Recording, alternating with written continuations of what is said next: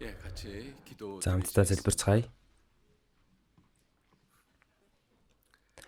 Хайр нэгүслэр бэлхэм дүүрэн ариун бурхан амин баярлалаа.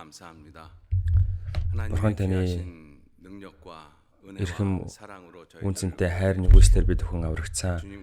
Эзний бие болгосон чуулган дотор бидний үлдсэн амьдралыг удирдах хүн тус бүрийг санаж байгаа бүх нэгүсэлтэй чин сэтгэлээсээ талархаж байна.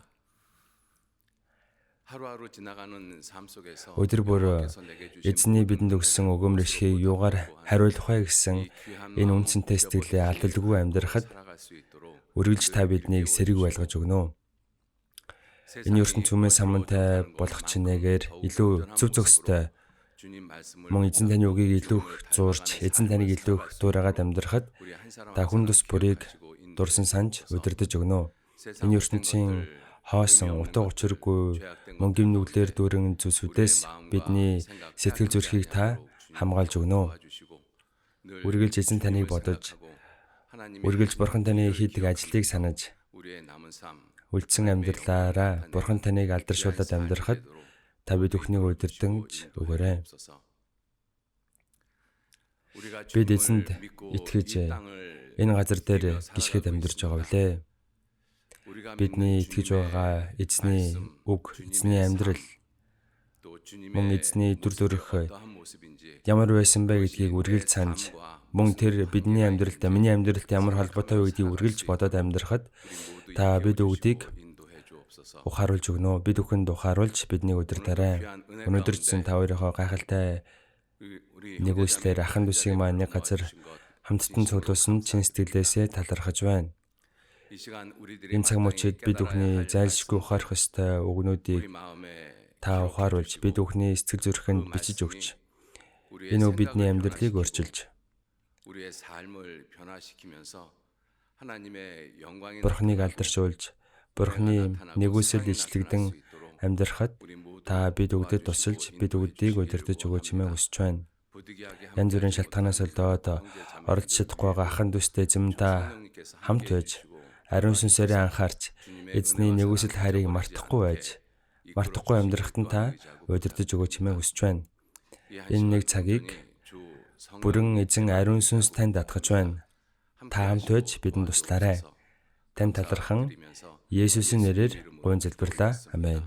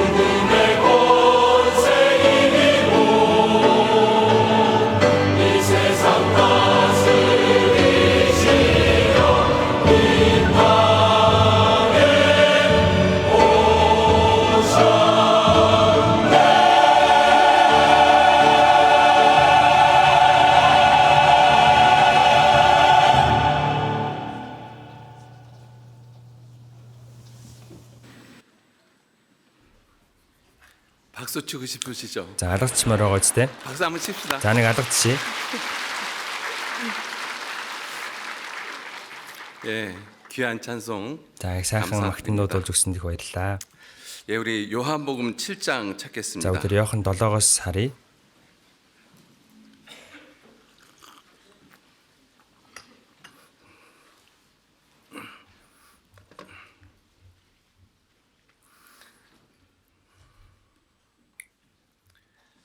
예, 요한복음 7장 Иохан 7 46절 말씀. 46 дугаар ишлэл.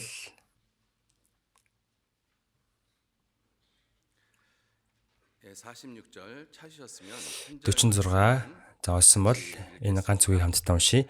Харуулууд хинч хизээч үншиг ярьж байсангүй гэжээ. 없었나이다 하니. 예, 오늘 요한복음 7장 46. За өнөөдөр Иохан 7-гийн 46 дээр гарч байгаа 예수님의 말씀 Есүсийн үг, Есүсийн амьдрал надтай ямар холбоо хамааралтай вэ гэдгийг 이것의 생각을 좀 깊이 하십사 해서 жоохон гүн гүнзгий бодож үзцгээе. 말씀을 드리고자 합니다. 또 귀하게 또 사랑이 За бас хайр ирлээ гэдэг магтан дууг өндөр дуулж өглөө. За энэ магтан дуу өнөөдрийн үгэн сэдвтэйг сайхан тохирч өгш байна. 우리가 예수님을 주로 섬기고 За бид Есүсийг эзэн гэж үйлчилдэг бас Есүсийн үгийг дагаж 예수님의 삶을 Есүсийн амьдралыг дагаж 지고 가는 그러한 삶을 загалмайг үрээд бид бүхэн амьдарч байгаа. 인들의 당연한 그 삶의 За энэ бол Христэд итгэж хүний мэдээжийн амьдрал. 정말로 우리가 그렇게 За тэгвэл бид нэр үнэхээр эзний үгийг 중심으로 기준을 삼고 өөрийнхөө амьдралын цензур болгоод 삶의 모습으로 эзний 내가 삶을 살아가고 있을까? амьдрсан шиг бид бүхэн яг амьдарч байгаа юу? Яг мэдээж ингэж амьдарч байгаа хүн ч байгаа. 삶에서도 За миний хувьд гисэн за та бүхний хувьд гисэн тэгж амьдарч байсан. За тэгвэл яг одоо энэ цаг мөчид 그래서 나를 비춰보면 энэ үгийн өмнө та өөрийгөө нэг эргээд хараад үзтээ. Яг та эзний өмнө ямар дүр төрхтэй амьдарч байна? Эзэн та яг яаж үйлчилж байна? Эзэнтэй яг та яаж холбогдож амьдарч байна гэдгийг өнөөдрийн үгээр нэг бодож үзээсэй гэж хүсэж байна. 이 말씀의 배경을 잠깐 설명을 За энэ үгийн агуулгыг та бүхэнд тайлбарлаж өгье. Есүс алгасал баярын үеэр ариун өргөөнд очсон.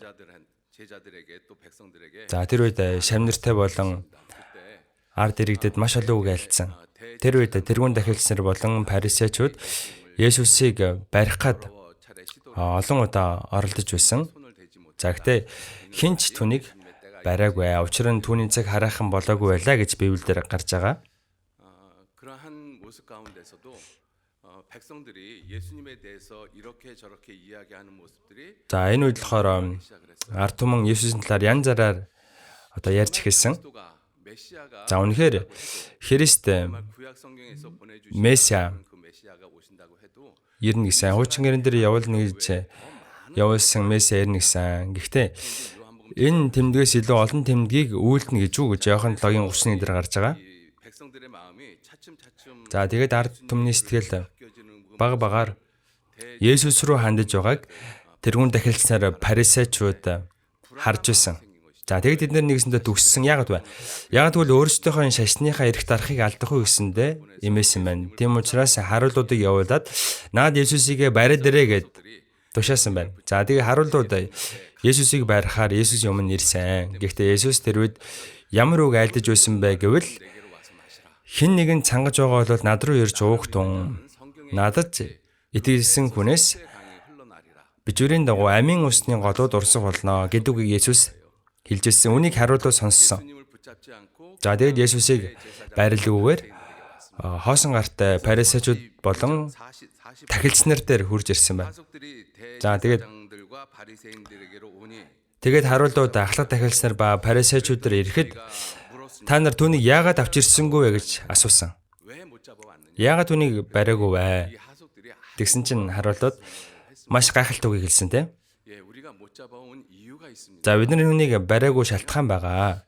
Яагаад гэвэл 처럼 말한 사람은 이때까지 없었습니다. тэр хүн шиг ярьсан хүн өнөөдрийн хүртэл байсангүй. Энэ хүн шиг ярьж байсан хүн хизээч байгаагүй. 그 사람의 말하는 것처럼 харуулууд ирээд энэ хүний ярьсан шиг ярьсан хүн хаанч байсангүй. Та нар хүртэл энэ хүн шиг ярьж чадаагүй. Өнгөрсөн түүхэнд хүртэл мөн ирээдүйд хүртэл энэ хүн шиг ярих хүн хаанч байхгүй хаа. За харуулууд яг ингэж хэлээгүй ч гэсэн энэ үний цаана ийм утга санааваас агуулгадж байгаа. Маш чухал үгийг хэлсэн байгаа биз. Есүсийн альцсан энэ үг өмнө нь ч байгаагүй, хожимч байхгүй. Есүсийг ярих хүн хаанч байхгүй. За харуулууд ингэж хэлсэн. За тэгвэл Есүсийн энэ үг, Есүсийн энэ амьдрал надтай яаж холбогдож байгаа болов? Яагаад Есүсийн үг Библиэлд цензур болсон юм? Яагаад Есүсийн үг, Есүсийн амьдрал, Есүсийн үндэс нь хинтээж харьцуулшгүй юм гайхалтай үнцэнтэй байгаа юм бэ? За энэ талаар өдөр нэг жоохон бодож үзье. За тэгэхээр хизээч энэ хүн шиг ярьж байгаагүй гэсэн сэдвээр за 3 жилийн өдрөө онцлж сурья. За тэр хүний үг гэдэг нь Есүсийн үг те. За хоёр дахь нь тэр хүний амьдрал, Есүсийн амьдрал. За гурав дахь нь тэр хүн шиг амьдрсан хүн буюу Христэд итгэгчийн амьдрал, Есүсийн үг, Есүсийн амьдралыг дуурайж байгаа Христэд итгэгчийн амьдрал. За энэ дүүл дүр төрх нь яг юу юм бэ гэдэг үдрээ нэгээр нь сурья. Эхлээд тэр хүний үг гэдэг нь Есүсийн үг. За Есүсийн үг энэ харуулуудын хэлсэн шиг Есүсийг ярьсан хүн өнөөдөр хүртэл байгаагүй. Хүн төрлөختний түүхийг харвал маш олон хүмүүс үг хэлсэн байгаа. За тэр дотор мундаг хүнч байгаа, суут хүнч байгаа, шашны тэргүүлэгчч байгаа, маш олон хүмүүс тийм ээ. Маш олон алдартай хүмүүс үгээ хэлсэн. Гэхдээ тэр үгтэй харьцуулшгүй үгийг би сонслоо. Миний сая сонссон үг бол Есүс Христтэй айлцсан үг бол Есүс Христчийг айлцсан үг энэ түүхэнд байгаагүй. Өнгөрсөн түүхэнд байгаагүй. Яагаад тэгвэл Есүсийн үгийг ингэж хэлсэн болов?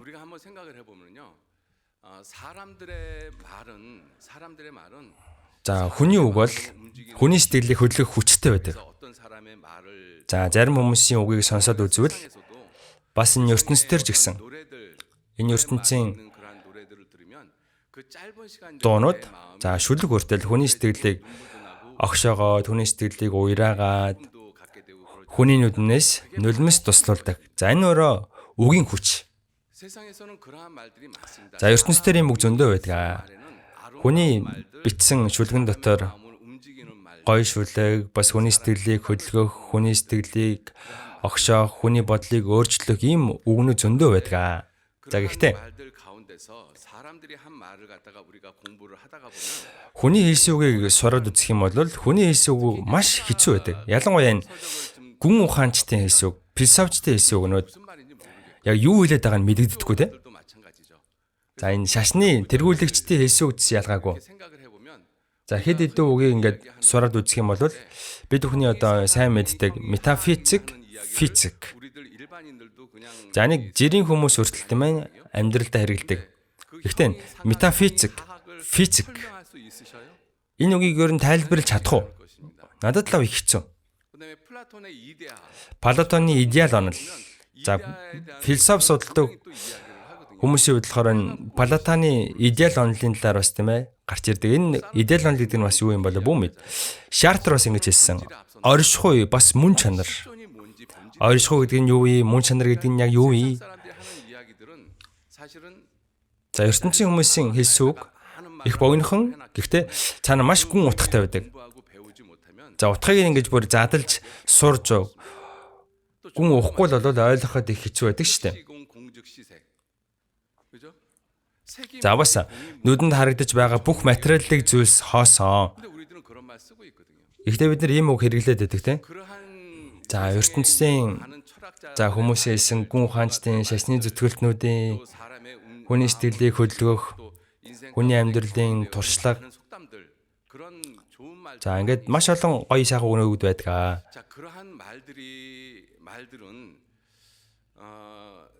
За ийм өгнүүд хүний сэтгэлийг түр тайлгаруулж, хүний сэтгэлийг түр хөдөлгөж, хүний бодлыг түр зөрчилдөгөө. Гэхдээ эцэст Есүсийн үгнээс юугаар ялгаатай вэ гэвэл миний өвглийн асуудлыг шийдэж чадахгүй. Тийм биз дээ? Энэ ертөнцийн ямар ч үг, ямар ч агуу хүний хэлсэн, ямар ч сууд хүний хэлсэн үг миний өвглийн асуудал, миний сүнсийн асуудлыг хизээж шийдэж чадахгүй. Зарим Есүсийн айлц үгийг харуул. Есүсийн айлц үг. За бид нар үг өөрчлөн сурах ёстой. Бас миний бүр огт хэрэгэлдэхгүй үгнүүдийг Есүс бараг л хэлээгүй шүү дээ. Есүсийн айлцсан үгнүүдийг сайн ажиглаад харуул. Зүгээр л өдөр тутамдаа бидний хэлдэг үгийг хэлсэн. Жохон хүүхдүүдийн хүртэл ойлгох үгнүүдийг хэлсэн. Би Тэнгэрээс ирсэн амьд талах байна. Талах гэдэг үгийг мэддэггүй байхгүй ч дээ. Хүүхд төрлийн талах гэдэг үгийг мэддэг шүү дээ. Миний махыг идэж цусыг уугч нь мөнх амьтай байх болно. Би зам үнэн ам юм аа. Энэ хэцүү биш байгаа ч дээ. Хүмүүсээ Есүсийн айлцсан үнүүдийг та бүхнийг сайн бодоод үзээрэй. Есүсийн үгэн дотор гүн ухаантай холбоотой ямар нэгэн шашинтай холбоотой үг нэг ч байдаггүй. Есүс тийм үг нэг ч хэрэглээгүй. Зүгээр л хүний өдөр тутамдаа хэрэглэдэг үгнүүдийг л хэрэглэсэн. Та нар дээрээс эс төрөхгүй байх юм бол Бурхны хаанчлалыг үзэхгүй. Та нар миний махыг идэж, миний цусыг уухгүй бол дотор ч ам байхгүй. Ийм амархан үгийг хэлээд байхад Иохан 6-гийн 60 дээр эн чинь хэцүү үг байна. Хэн ийм юм сонсож чадах юм бэ? гэж хэлсэн. Уул нь бол Есүс маш амархан үг хэлсэн. Талах. За тэгээд цус. Энэ талаар л хэлсэн шүү дээ. Амийн талаар хэлсэн. Гэтэл сонсож байгаа хүмүүс нь эн чинь их хэцүү байна. Юу яриад байгааг нь ойлгохгүй байна. За тэгэхээр бүгдээрээ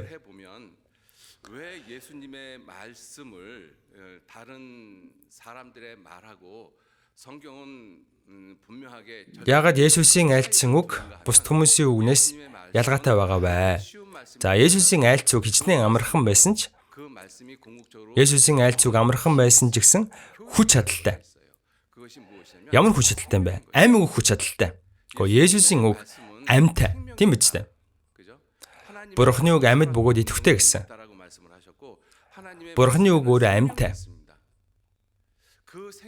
Энэ амийн үг намайг амьлуулсан. Энэ ертөнцийн ямар ч үг миний сүнсийг амьлуулж чадаагүй. Харин Есүсийн айлцсан үг миний сүнсийг амьлуулсан. Би амьлал ба ам байгаа юм аа. Надад итгэдэг хүн өөхөвч амьлна. Амьд байгаа бөгөөд надад итгэгч бүхэн хизэж өгөхгүй. Үүнд итгэж байна уу гэж асуув. За тэгээд би тэдэнд мөнх амийг өгөн тэд хизэж мөхгүй бөгөөд тэдний хинч гараас минь булаахгүй. Хэний ч ойлгох. Тэмээ хинч итгэж болох энэ амийн үгийг надад өгсөн. Гэвч Есүсийн айлцсан үг ертөнцийн хүмүүсийн хэлсэн үг хоорондоо бүр уг үнцээрээ ялгаатай. За тэгэхээр дахилцсанаар харуулууд Есүсийг ярьсан хүн өнөөдөр хүртэл байсангүй. Ийм хүн үдсэнгүй. Та нар хүртэл. За та нар шашны тэргүүлэгчид бид нар та нараас олон зүйлийг сурсан. Гэхдээ та нарын ярьсан зүйл Есүсийн ярьсан зүйл уг үнцээрээ өөр байна. Харуулууд яг ийм утгатайгаар дахилцсанаар хэлсэн. Ийм хүн өнөөдөр хүртэл үдсэнгүй. Хүмүүсийн үг гэдэг чинь за үгийг жоохон тодорхойлоход хэцүү л дээ. Гэхдээ бодож үзвэл үг өөрийн гэсэн утгатай байдаг. За 1-2 цаг тасралтгүйгээр да. Гэтэл хин ч юм ойлгохгүй байгаа юм бол тэр чинь үг биш үстэй. Үг өөрийн гэсэн утга санаатай байдаг. Бас үг эрх мэдэлтэй байдаг. Эрх мэдэлтэй хүний үг, эрх мэдэлгүй хүний үг хоорондоо асар ялгаатай байдаг. Яг адилхан үгийг хэлсэн ч эрх мэдэлтэй хүн, эрх мэдэлгүй хүн тэмээ хэлснээрээ ялгаатай байдаг. За бас үг өөрөө хүчтэй байдаг. Үгэнд хүч байдаг. За үдэрэ баруун гараа өргөдөө. Хараа л та. Би ганц үг дуурахад л бүгд өргөж штэ. Энэ ч нөр үгийн хүч аахгүй юу? Тийм багууз. Үг яг үүнтэй адилхан хүчтэй. За тэгэхээр үг тодорхой утга агуулгатай, эрх мэдэлтэй, хүч чадалтай байдаг. Амнаас үг унах юм бол тэр үг нь хүч чадалтай байх хэрэгтэй. Гэхдээ хүний үг Энэ гурван болжлыг хангаж чаддаггүй. Хангалаа гэхэд төр зурал хангана.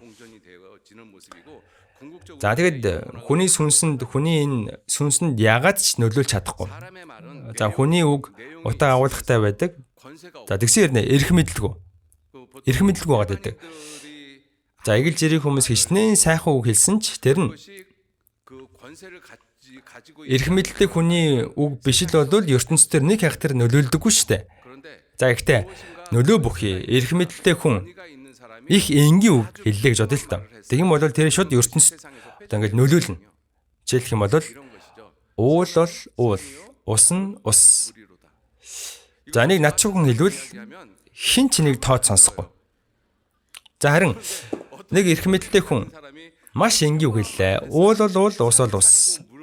За нэг бол уул нь хүүхдүүд хүртэл хэлж чадсан шүү дээ. Гэтэл энэ хүмүүс маш өндрөөр үнэлнэ шүү дээ, тийм ээ. Эрх мэдэлтэй хүн хэлвэл тэр эрх мэдэлтэй хүний хэлж байгаа үг, эрх мэдэлгүй хүний хэлж байгаа хооронд ийм ялгаатай байдаг. За бас хүн эрх мэдэлтэй за үг хэллээ. Гэхдээ хүчгүй байх тохиолдол маш их байдаг. Хичнээн мундаг эмч за өнөө маргааш болсон хүнд та амьдрч чаднаа, зоригтой байгаарай, итгэлтэй байгаарай, та амьд үлднэ гэж хэлсэн тэр хүн үхэн. Яагаад вэ?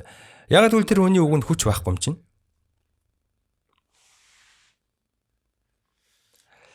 Матай 23-аас харъя. За Матай 23 дээр энэ үгийн талаар их зэгцтэй тодорхойлцсон байгаа.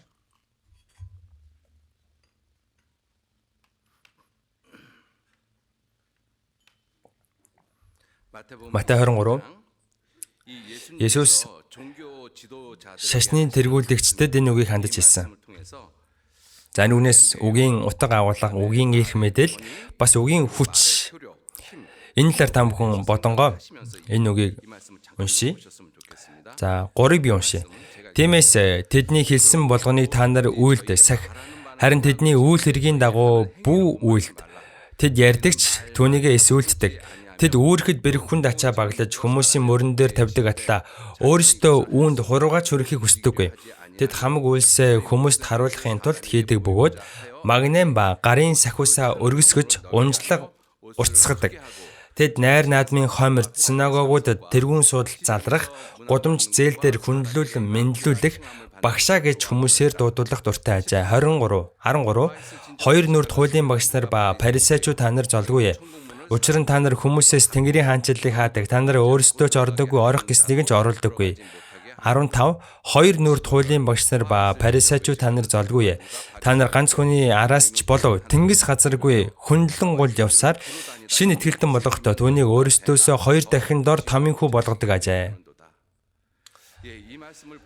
За энэ үнүүдийг харах юм бол энэ шашны зүтгэлтнүүдийн үг нь яг тодорхой утгатай байсан, утган тодорхой байсан. Бас эрх мэдэлтэй байсан шашны тэргүүлэгчтэй юм чинь. За гэхдээ Есүс энэ хүмүүсийн хэлсэн үгийг юу гэж хэлсэн бэ гэвэл та нар тэдний хэлсэн үгийг сахаа. Гэхдээ үүсийг нь будуураа гэсэн. Яагаад вэ? Тэдний хэлж байгаа зүйл, тэдний гаргаж байгаа үйлдэл хоорондоо зөрдгөө гэж хэлсэн. За энэ бол ертөнцийн байгаа бүх хүмүүсийн нийтлэг шин чанар. Энэ ертөнцийн мундаг удирдагч нар маш олон байгаа тийм.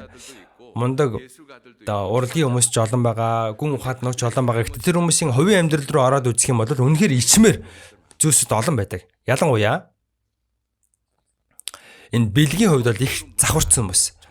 Оюун санааны өвдсөн тийм ээ их одоо эрүүл хэвийн бос хүмүүс үнэхээр олон байдаг. За шашны зүтгэлтнүүд хүртэл тийм ээ сайн амьдрал, зөв амьдрал гэж хэлчихэд өөрөөсөө огт гэж амьдрдаггүй.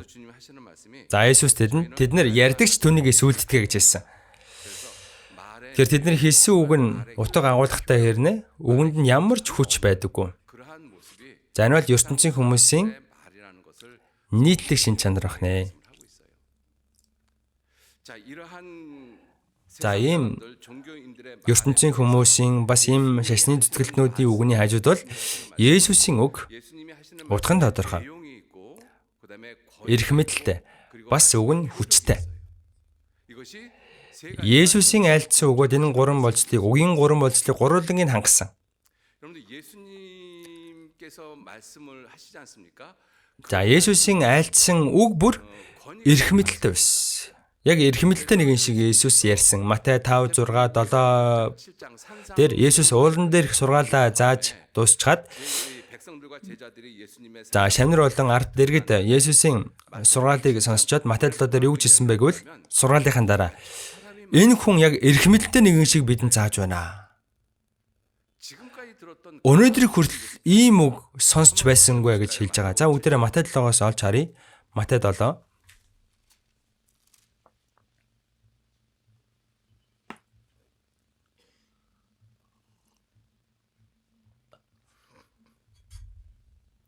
마태복음 7장 28절 28-29-ыг хамт уншийе.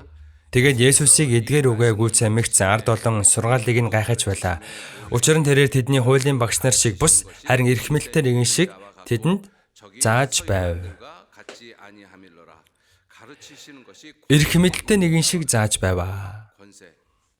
이 절대적인 권위, 절대적인 권세. За энэ агуу эрх мэдэлтэй нэгэн бол ганцхан бурхан.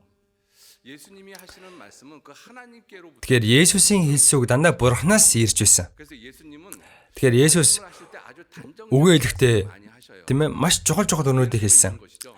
Би бол амийн талах. Би бол ертөнцийн гэрэл. Би бол хоньны үе таалга. Би сайн хончин. Би зам үнэн ам юм. Би амьдал ба ам байгаа юм. 부활이요 생명이라. 이건 아주 Маш чухал өнүүдийг Есүс хэлсэн. За ертөнцийн хэн ч ингэж хэлж чадахгүй. 말씀을 하지 못합니다. Есүс 이미 이와 같은 энэ өнүүдийг яагаад хэлсэн бэ? Яагаад гэвэл Есүс бурхан. 말이기 때문인 것을. Бурхан гэдгийг харуулах гэж хэлсэн. 그래서 예수님께서 За Есүс өөр юу гэж хэлсэн бэ? 내가 하는 이 말, Миний хэлж байгаа энэ үг, та нарын сонсож байгаа энэ үг миний үг биш ээ. 내 말이 아니다. 요한복음 За бүгд Иохан номноос олж харъя. Иохан 14. 4장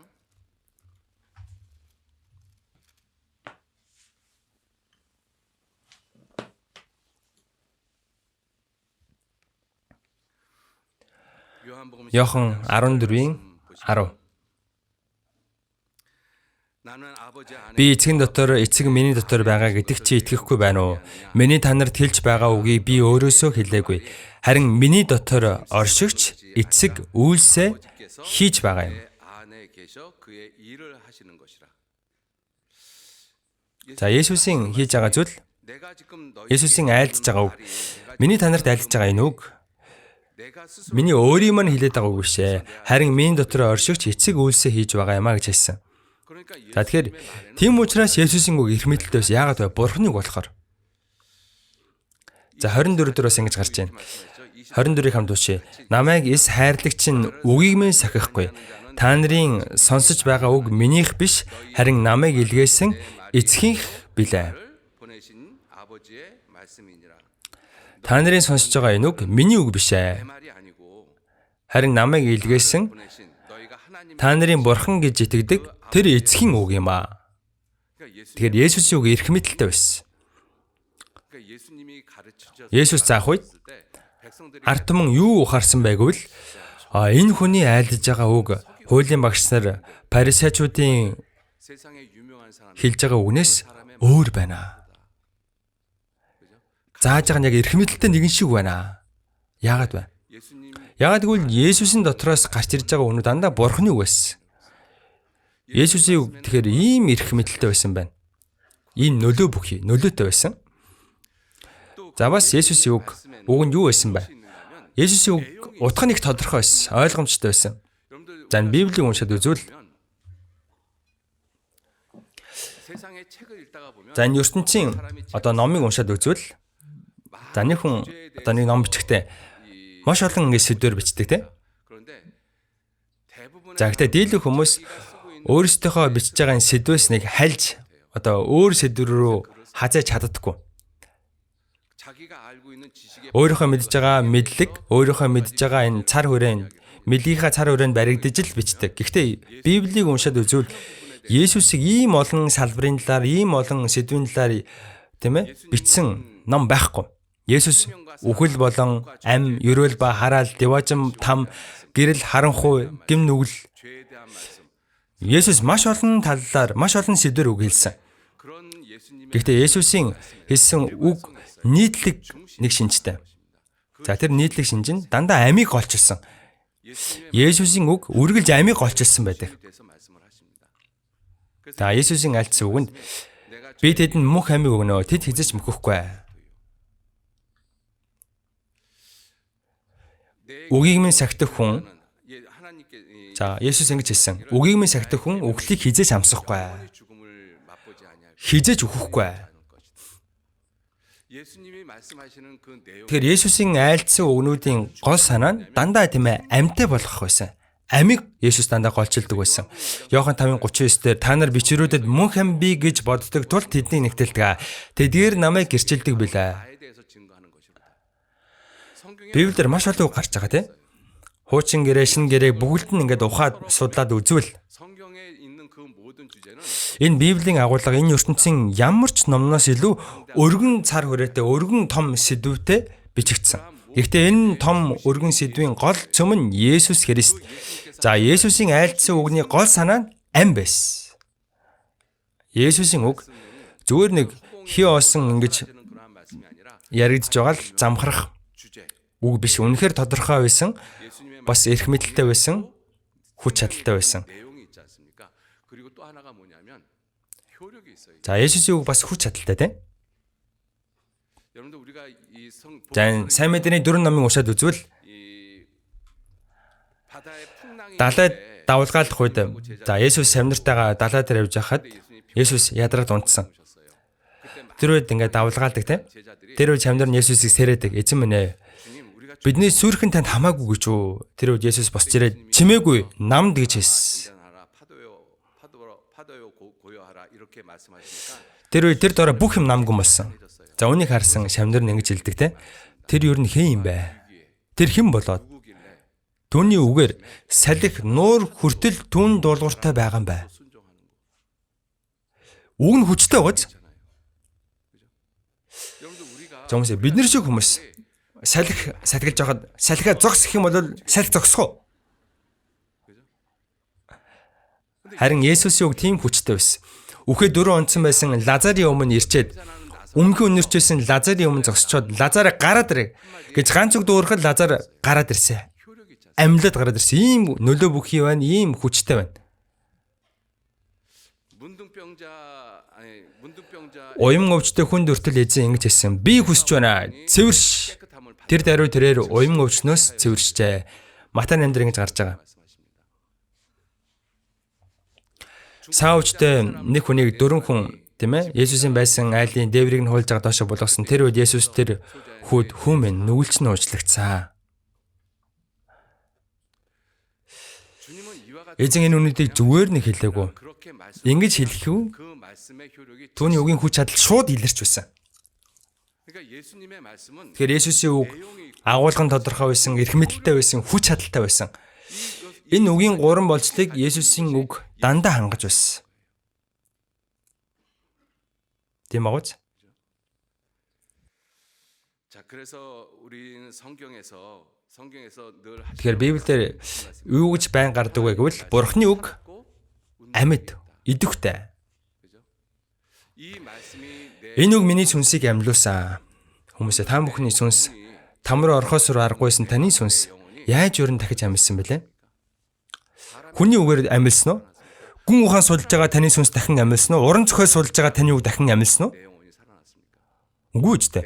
Таны сүнс амьдсан 이유는 таны үг амийн үг болох Есүсийн үгийг сонсож итгэхэд л дахин амьдсан.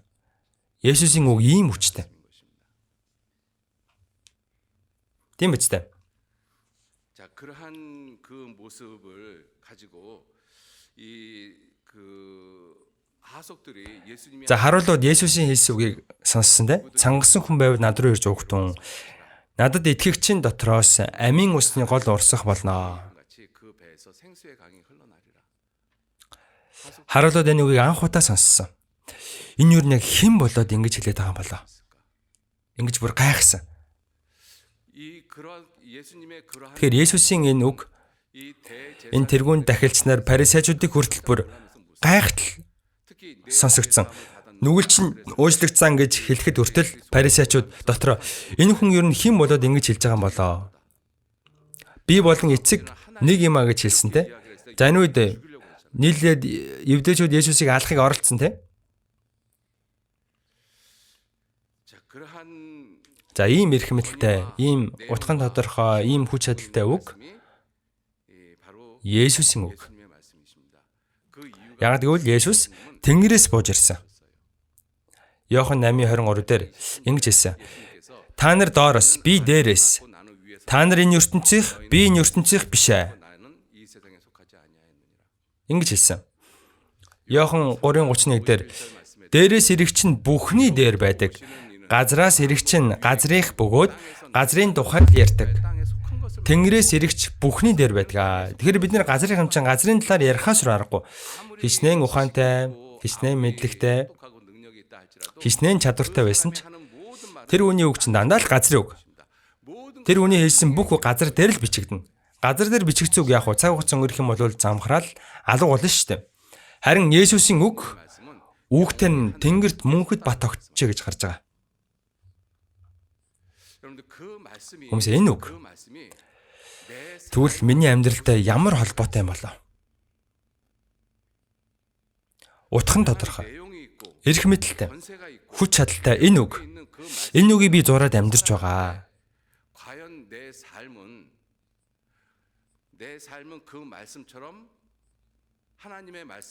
За миний үг, миний амьдрал энэ хүч чадалтай үг шиг. Энэ хүч чадалтай үг миний амьдралд нөлөөлж, миний амьдрал өөрчлөгдөж, миний бодол өөрчлөгдөж байна уу гэдгийг та бүхнийг бодож үзээрэй. Одоо нэг жил бараг дуусч байна. Тэгвэл би энэ жилийн хугацаанд Бурхны үгийг уншиж, бясалгаж, тунгаан бодож тийм олон талаараа яаж жаад Бурхны үгийг би зураад амьдэрсэн. Тэгвэл энэ Бурхны үг, Есүсийн үг миний амьдралд яаж нөлөөлөв?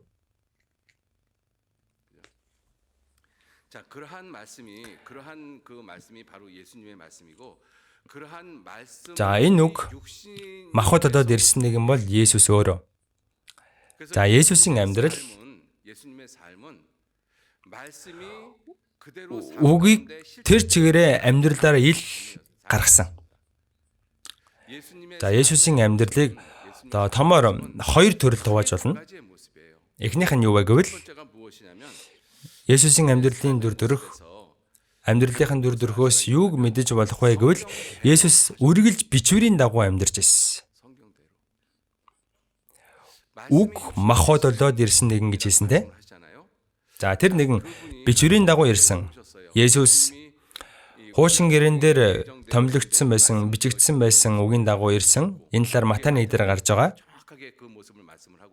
За тэгээд Есүсийн амьдрал хин ч харсан бичвэрийн дагуу байсан. Тэгээд бичвэрийн дагуу амьдэрсэн, бичвэрийн дагуу өгсөн, бичвэрийн дагуу дахин амьсан. Нийдэр 20-15-аас харъя.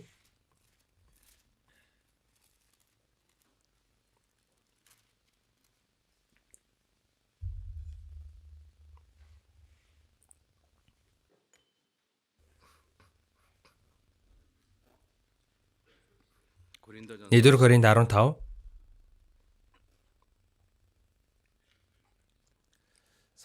3-4 эшлэл хамт уншия. Учир нь би хүлээн авсан зүйлийнхээ хамгийн чухлыг та нарт дамжуулсан. Бичвэрийн дагуу Христ бидний нүглийн улмаас өгсөн бөгөөд оршуулагдан бичвэрийн дагуу 3 дахь өдөртөө амьлуулагдсан агаад. Бичвэрийн дагуу гэж гарч байгаа ч Есүс бичвэрийн дагуу энэ дэлхий дээр бууж ирсэн. Үйлс 3:20 дээр томилогдсон Христ болох Есүсийг тэр илгээх болно гэж гарч байгаа. Хүмүүсээ Есүс энэ дэлхий дээр ирэх нь томилогдсон. Хизээв. Энэ ертөнцийн суурь тавигдахаас өмнө намайг болон та бүхний энэ дэлхий дээр төрөхөөс өмнө Есүс энэ дэлхий дээр ирэх нь томилогдсон байсан. Тодорхой болцсон байсан. За тэгээд Есүс онгон бүсгийн хөвлийгээс төрнөө. Эрэгтэй хүнээс үл хамааран энэ дэлхий дээр төрөх болно. За үүнийг Матай гэдэг бичээс маш тодорхой бичсэн. Есүс эрэгтэй хүнтэй хамааралгүй энэ дэлхий дээр төрсөн бичвэрийн дагуу. Тэгээд Есүс 33 жил энэ дэлхий дээр яг л бичвэрийн дагуу амьдарсан. Есүсийн сүүлийн 3 жил хагасын амьдрал сайн мэдээний 4 ном дээр гарч байгаа. Энэ сайн мэдээний ном дээр гарч байгаа үнүүдийг уншаад үзэх юм бол яг л хуучин гэрэн дээр бичигдсэн үгийг Есүс ингэж амьдэрсэн гэдэг сайн мэдээний 4 ном дээр тэр жигт нь хуулаад бичсэн юм шиг л Есүс яг тэгж амьдэрсэн. За Есүсийн үхэл бол бүр илүү гайхалтай. Есүсийн үхлийн талаар хуучин гэрэн дээр маш дэлгэрэнгүй бичсэн байгаа. Гэхдээ Есүс яг л тэрний дагуу үхсэн. Есүс цангахт нь цуугсан, Есүсийн гадуур хувцсыг шодож хүмүүс авсан. Энэ зөвнөлийн үнүүдийг Есүс яг тэр чигт нь биелүүлсэн. Есүс хамгийн сүүл загалмай дээр цовдлогдож өгөхийнхаа өмнө би цангаж байна гэж хэлсэн. За тэгээд Библиэлд тэр бичвэрийг биелүүлэхийн төлөө байваа гэж гарч байгаа. Тэр Есүсийн амьдрал, Есүсийн үхэл, Есүсийн амьдралын хором мөч бүхэн үргэлж энэ үгийг амьдралаа болгож энэ үгийг биелүүлэхийн төлөө байсан. Энэ бол Есүсийн амьдралын дүр төрх. За Библийн дагуу амьдрсан Есүсийн дүр төрх. Энэ дүр төрхийн гол санаа нь юу вэ гэвэл бидний нүглийг уучлах байсан. Бидний нүглийг зойлох байсан. Тэгээд Бурхныг алдаршуулах. Ийм хоёр том дүр төрхөнд хуваагдж байгаа. Есүс бичвэрийн дагуу амьдэрсэн. За нэг нь хоёр хуваа гэх юм бол эхнийх нь бидний нүглийг уучлсан, хоёр дахь нь Бурхны алдрыг сэргэх. Энэ хоёр дүр төрхөд хуваагдж байгаа. За тэгвэл бүгдээрээ би яг тэгвэл бичвэрийн дагуу амьдарч байгаа юу? Яг тэгвэл бид нэр бичвэрийн дагуу энэ дэлхий дээр ирээд бичвэрийн дагуу амьдарч байгаад бичвэрийн дагуу өгсөн нэгнийг эзнэ гэж үйлчлээд итгээд амьдарч байгаа. За тэгвэл бидний амьдрал жигсэн яг Есүсийг 100% бичвэрийн дагуу амьдарч чаддгүй маа гэхэд тодорхой хэмжээнд бичвэрийн дагуу бид бүхэн амьдрах ёстой.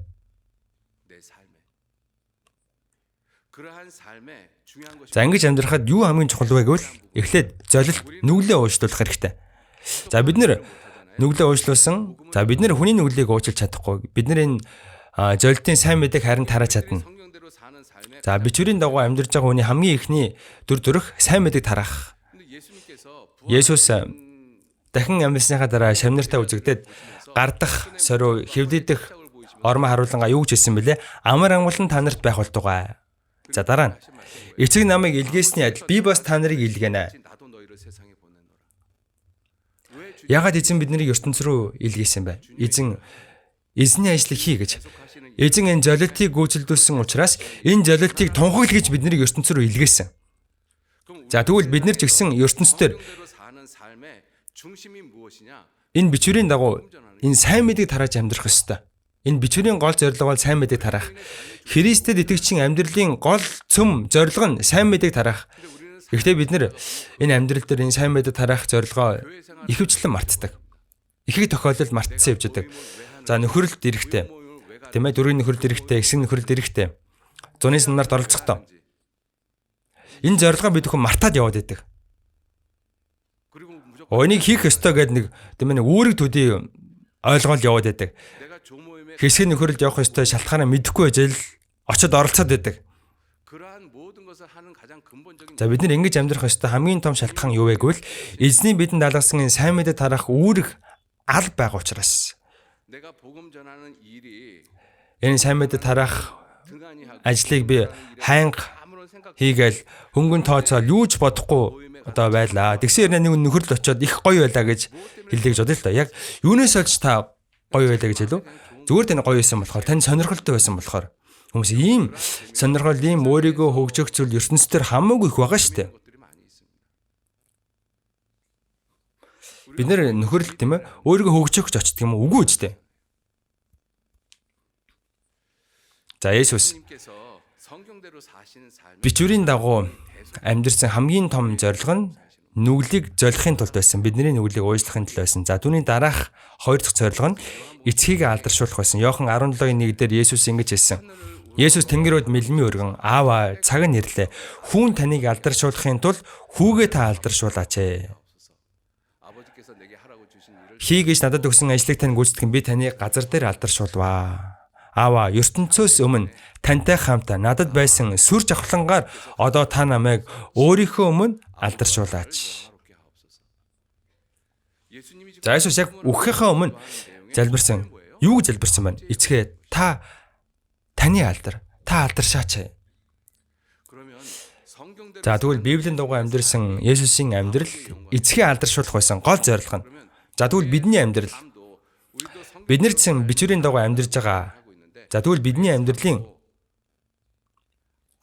гол зорилго эцгийн алдар, Бурхны алдар яг байна уу? Энэ яг бидний зорилго болоод явж гинөө гэдэг байна. Эзэн намайг яах гэж аварсан бэ? Бурхан өөрийнхөө алдрыг надаар сэргийлэхгүй гэж аварсан. Тийм учраас Иохан 17 дээр 17 дээр сүлд нь ингэж залбирч байгаа. 17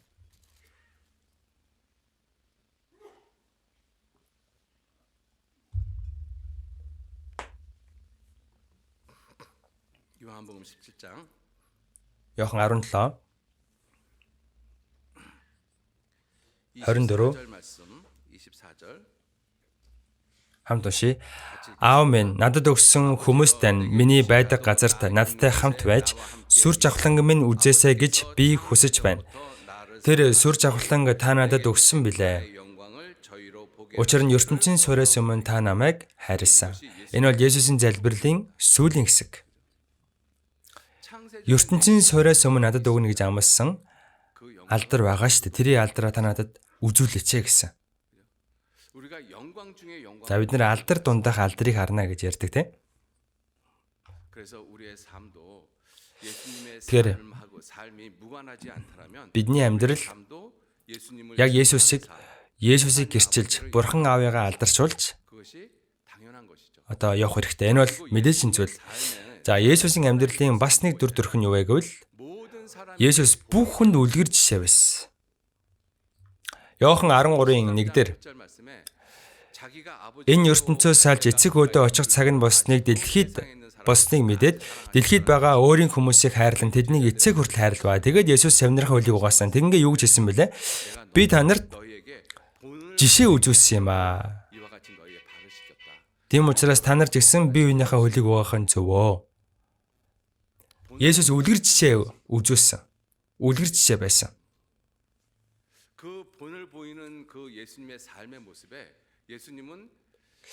За Есүс үлгэр жишээ амьдрангаа хоол хүнсний талаар ингэж хэлсэн тийм ээ.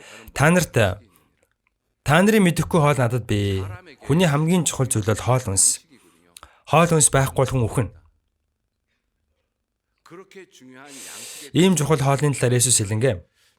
Миний идэг хоол хүнс бол эцгийн хүслийг үйлдүүлэх юм аа. Гүйцэлдүүлэх юм аа. Эцгийн хүслийг гүйцэлдүүлэх, эцгийг алдаршуулах. Энэ бол миний хоол хүнс юм аа гэж Есүс хэлсэн. За тэгээд Есүс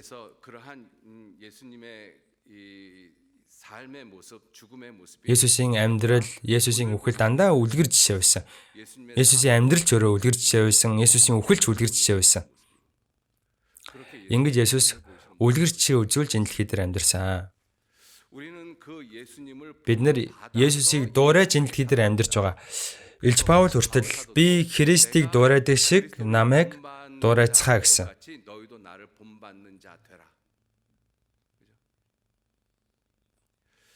예수님은 말씀을 하셨습니다. 그 말씀이 За Есүсийн айлц үг өнөөдөр хүртэл сонсоогүй, өнөөдөр хүртэл үзээгүй үг байсан гэж харуулад хэлсэн. ертөнцийн хүмүүсийн үгтэй харьцуулшгүй үгийг Есүс бидэнд үргэлж хэлдэг. За Есүсийн амьдрал ертөнцийн хүмүүсийн хизээч амьдрч чадхааргүй амьдрал байсан. Есүс үргэлж бусдын төлөө амьдардаг байсан. Есүс өөрийнхөө төлөө амьдарч байгаагүй. Есүс ийм дүр төрхтэйгээр энэ дэлхий дээр амьдарсан. За тэгингээ бидний жигсэн миний араас дагаад ирээ гэж хэлсэн. Хэн миний араас дагахыг хүснэ тэр хүн өөрийгөө үгүйсгэн өдөр бүр загалмайгаа үрж намайг дагаа. Бид нэр ингэж дагаж явна гэж сэтгэлдээ шийддэг. Есүс үлгэр дуурайлаа үзүүлсэн шиг би ч гэсэн амьдрнаа гэж шийддэг. Хүмүүсээ бид нар аврагдсан, бид нар деваачнд орно гэсэн маш тодорхой найдвартай, амьд найдвартай болцсон хүмүүс. Би аврагцсныхаа дараа сайн ч амьдардаг бай, муу ч амьдардаг бай. Би девочнд орох нь тодорхой болчихсон. Тийм ээ ч тийм. За тэгээд девочнд орох гэж байгаа энэ хүн энэ дэлхийд яаж амьдрах ёстой вэ? Яаж амьдрах ёстой вэ гэдгийг нь Есүс өөрийнхөө амьдралаар үлгэрч харуулсан. Девочнд орох хүн муу юм бол үнэхээр Есүсийг дуурайж яг адилхан амьдрах ёстой. Гэхдээ яг үүндээ Есүсийг дуурайж амьдрах гэдэг бол үнэхээр хэцүү. Яагаад вэ? Яагаад гэвэл бид нэр төгс биш биетэй. Бид нэр гэмт чанартай. Үргэлж бид нарыг гэмтэйгээ тэмцдэг, гэмт бодолтойгоо тэмцдэг. Миний амьдралд гэмгүй өдөр гэж яг үүндээ нэгч байхгүй. Миний бодол, миний сэтгэл, миний амнаас байшигэл гин нүгэл маш их гарч ирдэг. За бид нэр өөрсдөө ийм гэдгийг мэддэг хэрнээ бусдыг яллаж буруутгадаг. Яг үүндээ бид нэр хэнийг ч яллах эрхгүй хүмүүс. Хүмүүс та ер нь хэнийг яллах эрхтэй гэж, хэнийг буруутгах эрхтэй юм бэ? Та яагаад ингэж амьдрдаг юм бэ гэж хэлэх эрхтэй хүн байгаа юу? Хаач байхгүй, хинч байхгүй. Есүсээс өөр хинч ингэж хэлэх эрхгүй. Есүс завхаарч байгаад үйлдэлээрээ баригдсан эмгтээ рүү очоод тийм ээ чулуу шидэгч байсан хүмүүс рүү очоод та нарын дундаас гин нүглүүн нэглээд шидэж хэлсэн. Энэ эрх мэдэлтэй үгийг сонсоод хинч тэр эмгтээ рүү чулуу шидэж чадаагүй.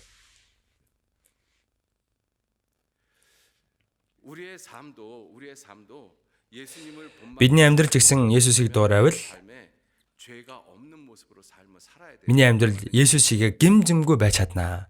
За яг гим нүгэл хийлгэж бодъё л тоо. Гэхдээ гим нүгэл хийх юм бол хийсэн гим нүгэлдээ бүрэн гимшиж, гашуудаж, өдөр болгон гар хөлөө бид хүн угаагаа цэвэрлээд амьдрах ёстой. Ингэж амьдрах нь зөв.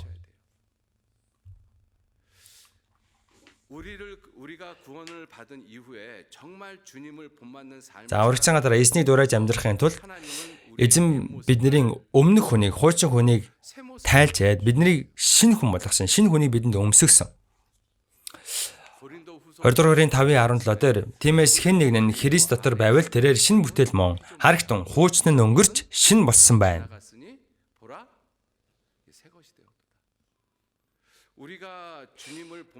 Бид нэр эзнийг дуурайж амьдрахын тулд эзэн биднийг шинэ хүн болгож өгсөн. Бидний сүнсийг шинчилсэн, бидний сэтгэлийг шинчилсэн, бидний мэдлэгийг шинчилсэн, хүнийг мань хүртэл шинэ хүн болгож бүтээсэн.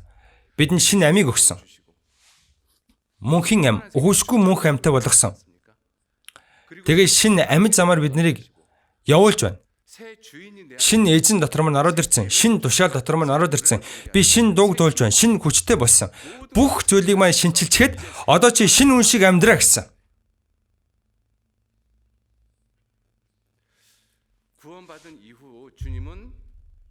Аврагдсан хүнийг эзэн намайг дагаа гэж хэлдэг. Миний явсан замаар чи ч гэсэн дагаад ирээ.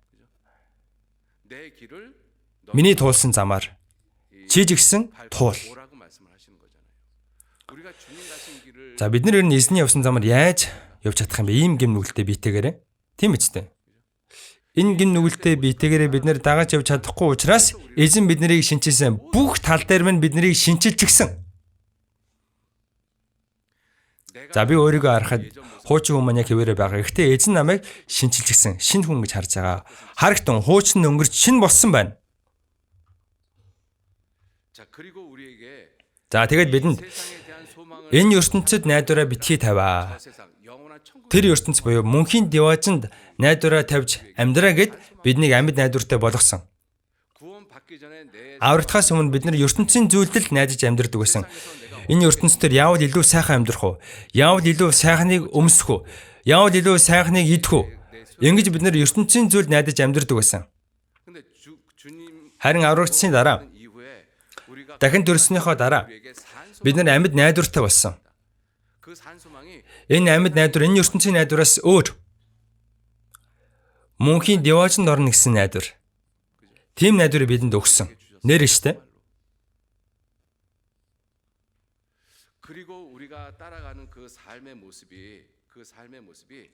За бид нар эзнийг дагахтаа хэлбэртэж дагаж болохгүй. За бид нар аврагдахаас өмнө хүн намаа юу гэж харж байгаа бол би хүнд яаж харагдаж байгаа бол энэ л бид хүн бүх анхаарлаа хандуулад амьдрдаг байсан. Тийм биз дээ. Тэгээ нэг бодоод үзээрэй. За би ингэж бодож үзсэн. Одоо нөгөө нэраа хүүхдийн тэрэг байдаг штэ. Хүүхдийн тэрэг. Дээр үж гэсэн хүүхдийн тэрэг байсан. Тэр хүүхдийн тэрэг ямар үнэтэй байсан бэлээ? Хэдэн 10,000-аар л гой тэрэг худалдаж авдаг байсан. Харин сүүлийн үед энгийн тэрэг нь хэдэн сая төгрөгийн үнэтэй, бүр чанартай нь хэдэн 10 сая болцсон байлээ.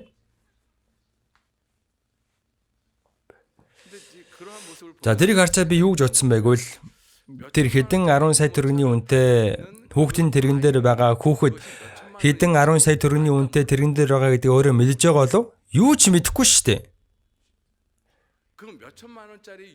За хэдэн 10 сая төгрөгийн үнэтэй хүүхдийн тэрэг за би түрээ явжээлаа гэж бодъё. Яг үндэ тэр чинь хүүхдийнхээ төлөө аваагүй. Хэний төлөө авсан бэ? Тэр хүн өөрийнхөө төлөө авсан. Ээж нь өөрийнхөө төлөө авсан. Чи 100,000 төгрөгийн тэрэгтэй юм уу? Минийх 10 сая төгрөгийн үнэтэй шүү дээ. Ингэж харуулах гэж л тийм тэрэг авж байгаа шүү дээ. Хүн намайг яаж харж байгаа болоо?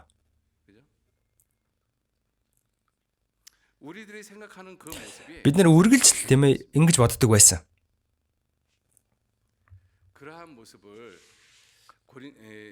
За энэ талаар номлогчийн үгс 9:3 дээр амьдралынхын туршид зүрхэнд нь солиорол байх ажээ. Дараа нь тэд өхөл рүү одох болго. Солиорцсон хүмүүс ийм байдаг. Өөрийн ухаангүй байна гэдэг чинь бурхан намайг яаж харж байгаа вэ гэдгийг бодохгүй хүн намайг яаж харж байгаа болоо. Хүн намайг юу гэж дүгнж байгаа болоо. Би ингэж хийчих юм бол хүн намайг яаж харах болоо. Ингэж харах болов. Бурхан намайг яаж харах болоо гэж огт боддоггүй. Бид нэг ингэж ертөнцийн амьдраад байна. За залбирахтаа хүртэл хүн ингэдэг гэдгийг Есүс мэдсэн. Тийм учраас залбирахтаа хүнд харагдах гэж битгий залбираа. Хүнд харагдах гэж зөвийг бүү үлдээ. Гэхдээ бид нэр хүнд харагдах гэдэг. Хүн намайг яаж харж байгаа болоо? Уучлаарай. Хэрвээ ингэж амьдарч байгаа бол нэгэсэндээ солиорцсон байна. Эрүүл ухаангүй явж байна л гэсэн үг. Илч Паул Пестийн өмнө өөрийгөө өмгөөлсөн те. Тэр үед Пест Паула Эрдэм ном чинь их эрдэм ном чинь чамайг галзуу болгожээ гэсэн. Тэр үед Үйлс 26:25 дээр Илч Паул би солиороогүй харин эрүүл ухаан тэг үгдэг үлээ. Үнний үгийг тунхаглаж байна. Эрүүл ухаан үнний үгийг би тунхаглаж байна гэсэн. Тэгэхээр Христэд итгэж хүн эрүүл ухаантай үнэн амьдрах ёстой. Гэтэ цаг хугацаа өнгөрөх тусам эрүүл ухаантай үнэн амьдрдаг, ингэж ярьдаг Христэд итгэж хүмүүс ингэж амьдрах ёстой Христэд итгэж хүмүүс улам хэлбэртэд байна. Чулуун дотор орж ирэхээр бүр хичээнгүйлэн үйлчлээл. Чулуун дотор их төвчээл. Тэгсээр нэ. Ажил дээр та юу нь яаж үнэлүүлж байгаа вэ? Тэгдэг хэрнэ? Танай ажлынхан таны юу гэж дүгндэг вэ? Өө нөгөө Есүс. Наадах чиг хуваа гэжсэн амтан. Наа чин семинар дээр ярт алга болчдөг юм. Ажил дээр жоохон шүн болтой ажиллая ихээр амдаа өглөөд бувтнаад байдгийг, гомдлоод байдгийг. Ингэж та бусдад дүгнэгдэт байгаа юм биш үү? Хүмүүс хэрвээ та ингэж амьдарч байгаа бол хэлбэртэд байна. Тийм бауз? Ингэж аврагдаагүй зүгээр сүм явдаг хүмүүс биднээс хамаагүй сайн амьдарч чадна. Биднийг ингэж амьдр гэж авраагүй шүү дээ.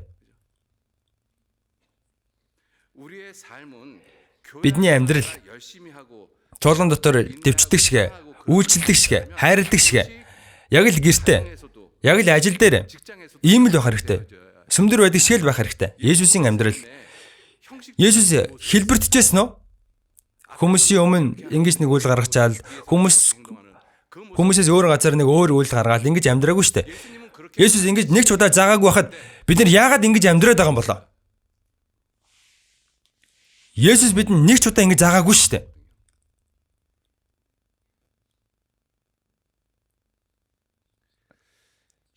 Хэлбэртэж битгий амьдраарай, харин эрүүл ухаантай үнэн амьдраарай. Энэ бол Христэд итгэж хүний дүр төрх. За тэгээд Есүс за 17 дуулал 17-оос өдрөө харъя.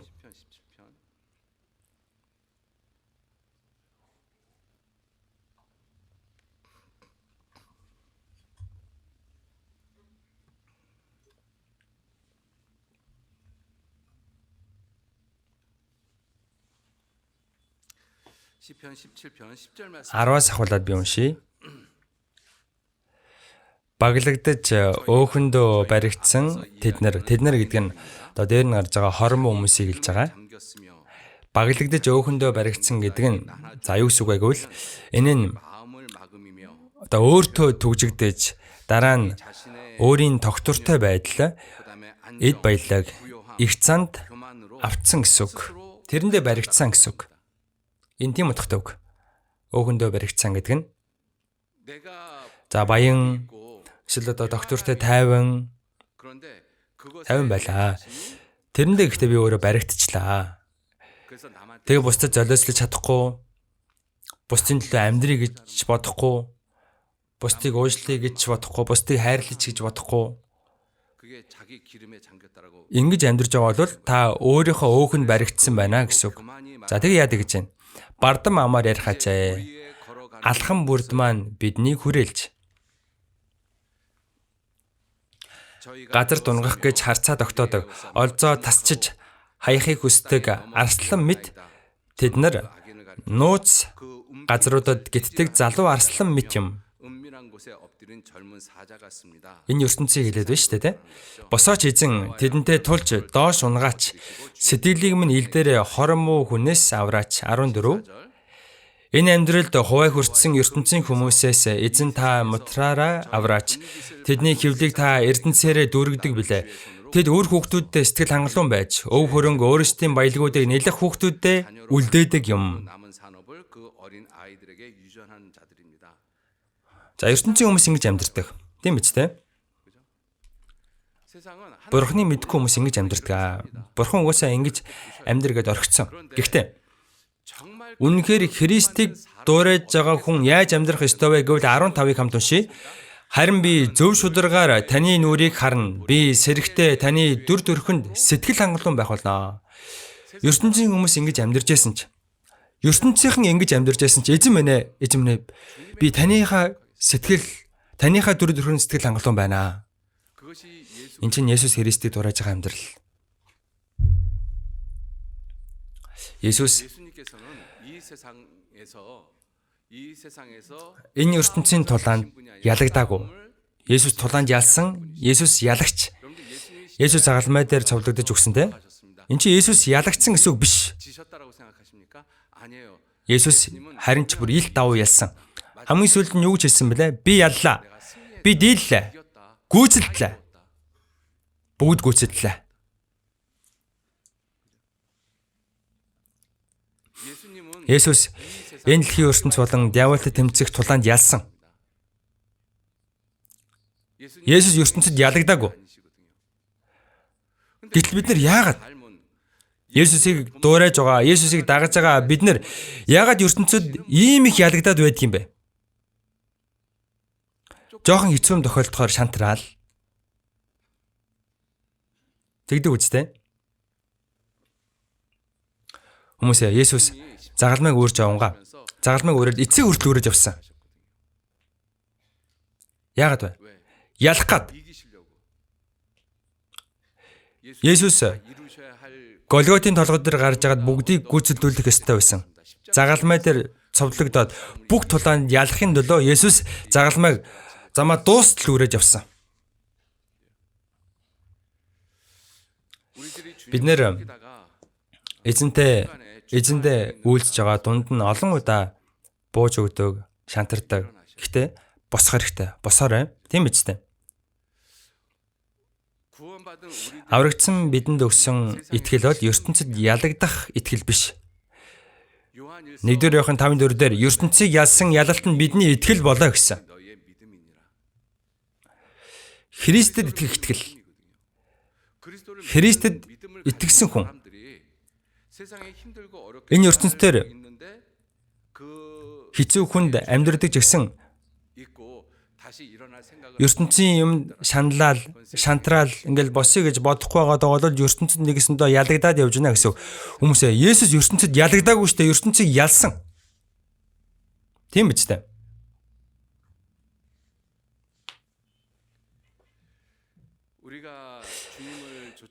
Бид нар эснийг дагах замдаа заримдаа үхлийн харанхуй өндөгөр явна. Заримдаа нулимсны өндөгөр явна.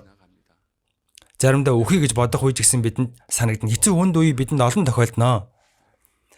Хүмүүсээ Йов номыг уншаад үзэхээр Йовын хамгийн анх хэлсэн үг нь юу вэ? Би яах гэж төрсөн болоо? Би ингэжсээс ер нь ингэснээс үхмээр байна. Амьгүй төрсөн хүүхэд надаас дээр юм аа. Ингэж Йов бүр анх ингэж хэлсэн. Хамгийн анх хэлсэн үг нь энэ. Тэгэхээр ертөнцийн амьдрах хугацаанд ийм зүйл бидэнд олон тохиолдно. Хүмүүсээ тэгтээ нэг бодоод үзээрэй. Эзэн намайг даг гэж хэлчихэд, намайг дуурай гэж хэлчихэд яагаад миний амьдралд ийм олон хэцүү зүйлсүүдийг байлгаад байгаа юм болоо? Яагаад ийм хэцүү зүйлсүүдийг зөвшөөрөд байгаа юм бол? Яах гэж? Гэхдээ нэг нь л явуулж байгаа юм бол амархан замаар явуулж болдгүй юм уу? За 1-р Коринт 4-өөс харъя.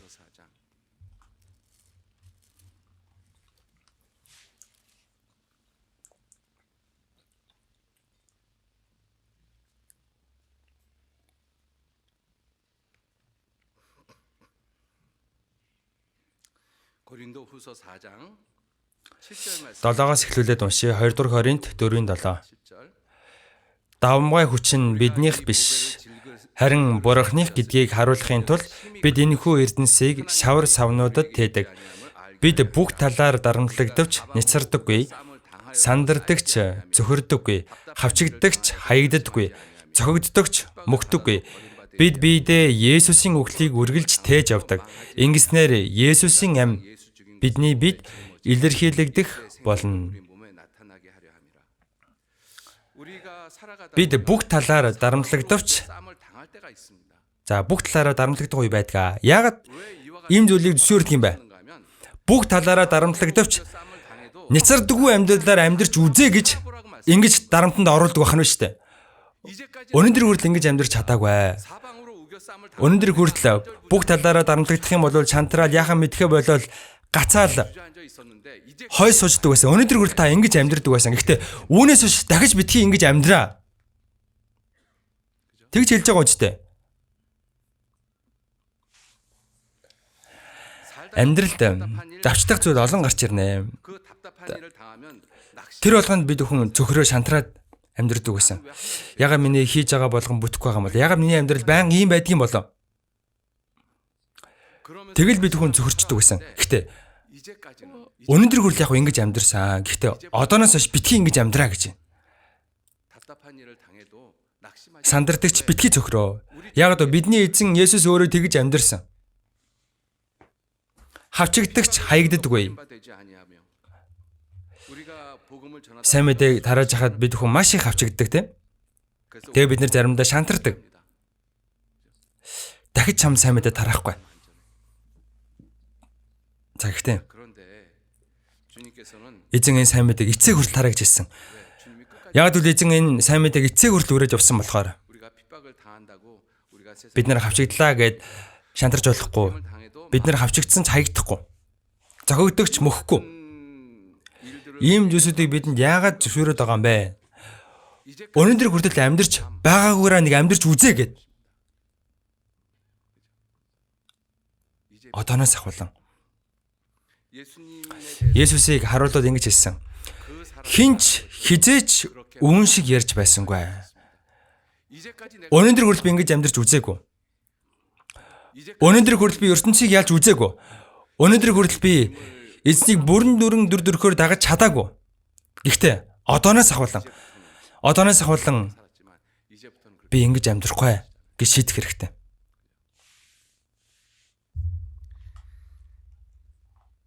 자, бидний амьдрал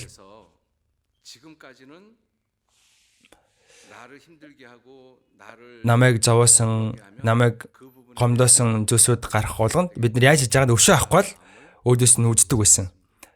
Хэнийг ч уучлах чадахгүй, хэнийг ч хайрлахгүй, хайрлаа гэсэн ч болохгүй байгаад байсан.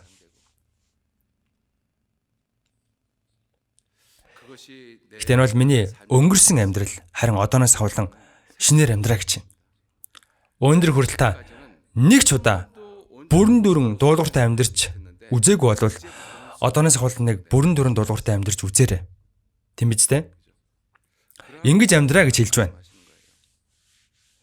Өнөөдрийг хүртэл амьдарч үзээгүйгээрээ.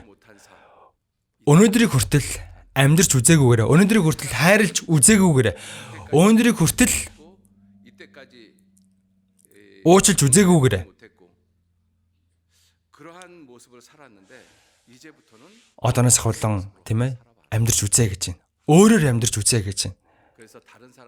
Тэр бус хүмүүс намайг хараад энэ хүн ер нь өөр шүү. Амьд явнаасандаа би ийм хүн үзээгүй. Ингэж хүнд бодогдох үз, ингэж хүнээс үг сонсох үз амьдрал тэр хүний амьдрал бурхныг харахад үнэхээр үнцэнтэй байна гэсэн үг. Ром 8 сарын Ром 8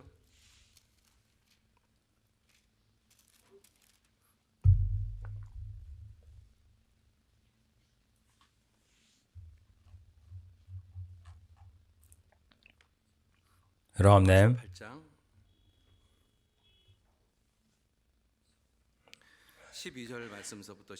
12-оос 14 хүртэл 12-оос 14 хүртэл хамт уншия. Тийм дахтун нараа бид өртнүүд мөн боловч махуудын дагуу амьдрахын төлөө байдаг. Махуудын өртнүүд биш ээ.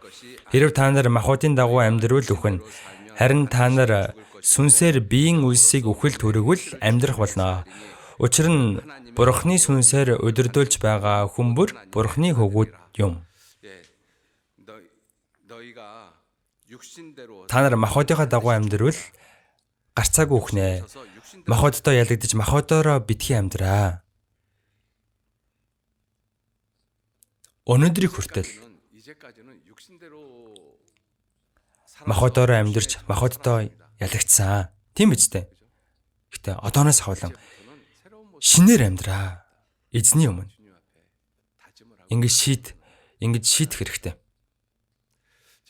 За би саяхан энэ нөхөрлөлд оролцсон.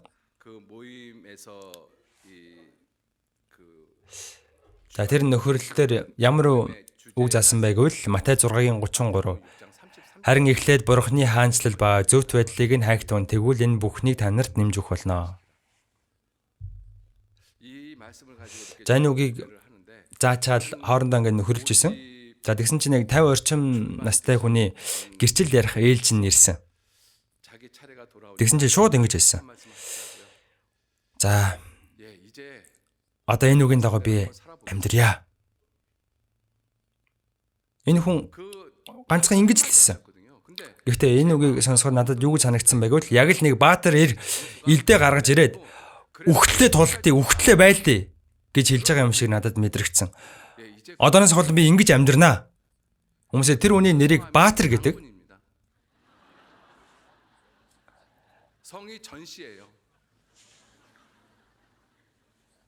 Гоё хэлсэн байгаа ч гэдэг тэр хүн ганцхан л үг хэлсэн. Ингэж би амьдрнаа. Өнөөдөр хүртэл би ингэж амьдарч үзээгүй. Гэхдээ одооноос хол би ингэж амьдарч үзэх болно, амьдрах болно.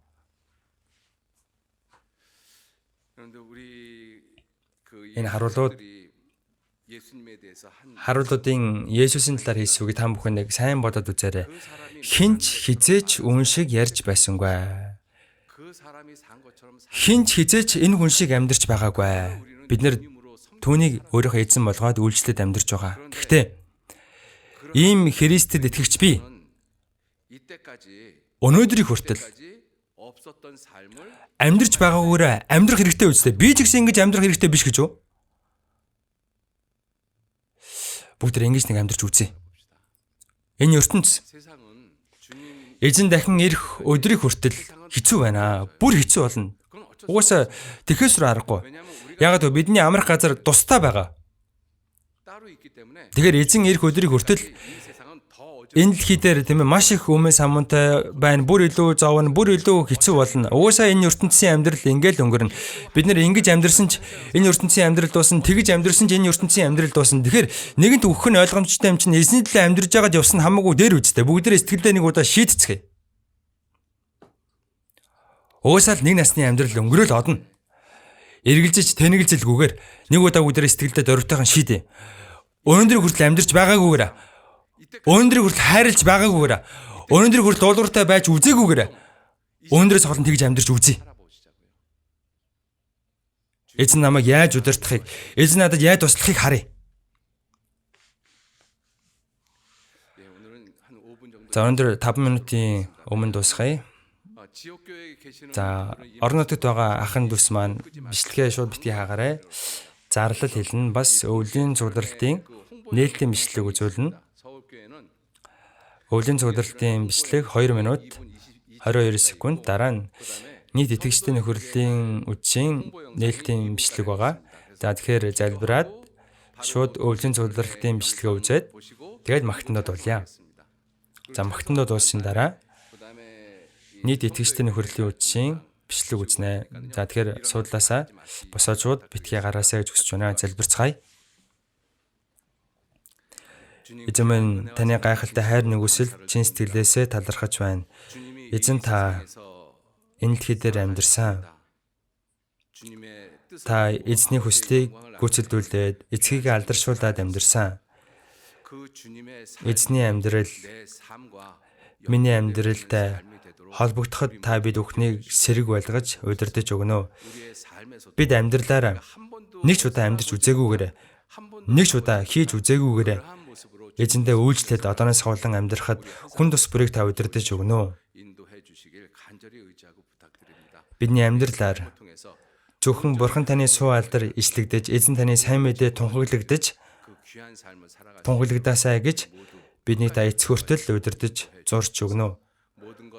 Бүх зүйлийг сайн эзний мотор таатгаж байна. Талархаад эзэн Есүсийн нэрээр гуйн залбирлаа. Амен.